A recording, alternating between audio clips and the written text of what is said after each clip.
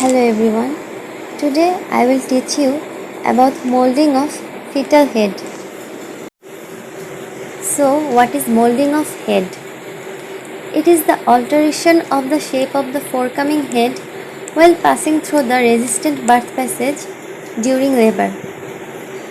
During childbirth, the fetal head is expected to pass through the maternal pelvis by altering its shape. Here you can see that the fetal head is passing through the pelvis. Very little alteration in size of the head as volume of the content inside the skull is incompressible, although small amount of cerebrospinal fluid and blood escape out in the process. During normal delivery, an alteration of 4 mm in skull diameter commonly occurs. Mechanism.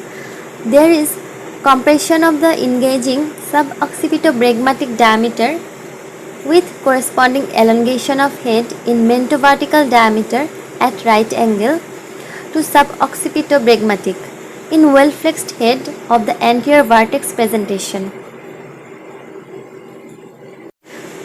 So what is suboccipitobregmatic diameter? Sub means below, occipitobregmatic. Occipito means occiput and bregma means anterior fontanelle.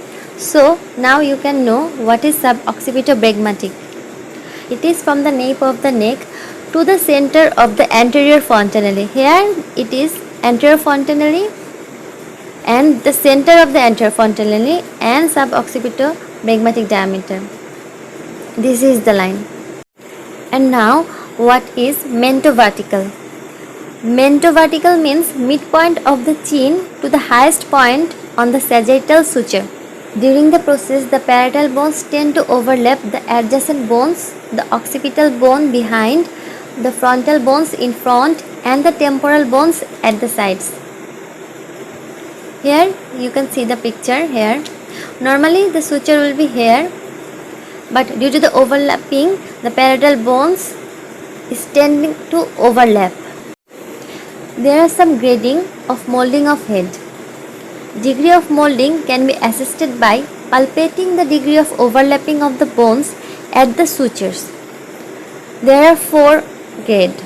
Grade 0, where bone lie side by side having an intervening membrane. Here you can see there is intervening membrane. And grade 1 plus, where bones are touching but no overlapping. Here you can see bones are touching but there is no overlapping. And now grade 2 plus. Bones overlap each other, can be separated when you palpate. Here you can see palpating and the bones overlap but can be separated. Now grade 3 plus. Bones overlap each other but cannot be separated. Fixed overlapping. You can see here is fixed overlapping. So there are some clinical importance. Slight molding is inevitable. Inevitable means unavoidable and it is beneficial. It enables the head to pass more easily through the birth canal. Extreme molding as met in disproportion may produce severe intracranial disturbance in the form of tearing of tentorium cerebelli or subdural hemorrhage. Shape of the molding can be a useful information about the position of the head occupied in the pelvis. So you have to know what is tentorium cerebelli. Tentorium cerebelli is an extension of the dura mater that separates the cerebellum from the inferior portion of the occipital lobes. And number 4, molding more than grade 2 plus signifies the obstruction to vaginal delivery. Treatment. No treatment is necessary. Disappears within a few hours after birth, so no need to worry.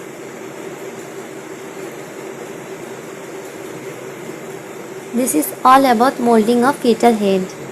I hope you have liked this lecture. If you liked it, then give a thumbs up to my video and subscribe to my channel and hit the bell button for more notification. Thank you everyone. Bye.